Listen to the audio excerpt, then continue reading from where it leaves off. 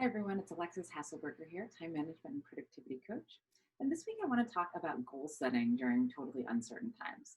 Last week, we talked about how to create a quarterly plan, even when things are uncertain, and why that's a little bit better than a 1 year plan or a 5 year plan or anything like that.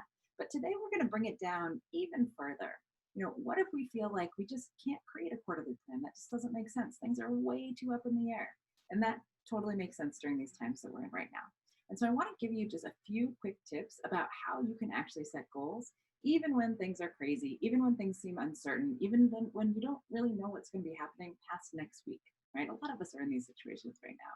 We're being asked whether we want to go back to virtual school or whether we want to go to in-person school for our kids. And, who knows, right? That seems like forever away, right? It's only less than 2 months, but it seems like how could we possibly make these decisions?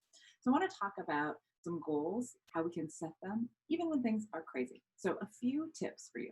One is focus on what you can control, right? We all know there are things we can control, there are things we can't control. Right now, we can probably control maybe what's going on in our house, but we definitely can't control, when things are going to reopen. So focus on what you can control and choose goals that are well within the constraints and the confines of what you actually can control, because otherwise you may find yourself really disappointed when you're not able to make progress because of external circumstances. Then you want to say, well, you know what, maybe I'm going to create really short goals. So you might say, oh, I'm going to create a 2 week goal. You might say, I'm going to create a 1 week goal, or even just a goal for the next 2 days. Really bring that time frame in, because we don't know what's going to happen next week or the week after, but we might be able to say with some relative certainty, I know what's going to happen tomorrow or the day after, right? Or maybe even in a week. So bring that time frame down. Maybe create some micro goals around that.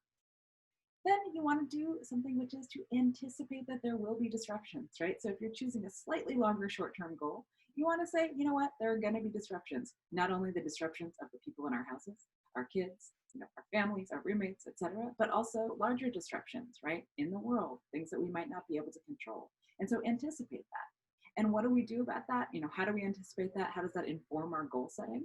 Well, a couple of things. One, we can rank order our goals. If we've got more than one goal going on, we can say, what's the most important goal? Because if things get crazy, then I'm just going to redirect my energy to focus only on that one and kind of forget about the other ones for now. Another thing that we can do is to essentially set fewer goals for ourselves, right? Because we know that disruptions are going to happen, we want to set fewer goals so that we have room if we need to, create some time for something else, we have room to pivot.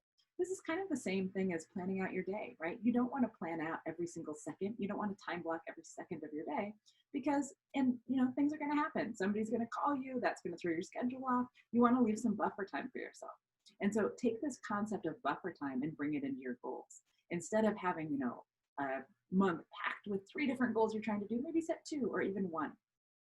And then finally, if you're not really sure what your short-term goals might be, if you have some long-term goals that are kind of out there and you're not really sure how to make progress on them, think about how you can be setting yourself up via learning. Are there things that you could be learning, new skills that you could be learning to help set yourself up for success later? So, if you are trying to become a bodybuilder or, run a marathon or something like that, could you be really thinking about nutrition and learning about different muscle groups and things like that? Let's say you have a long-term goal of starting a business or something like that.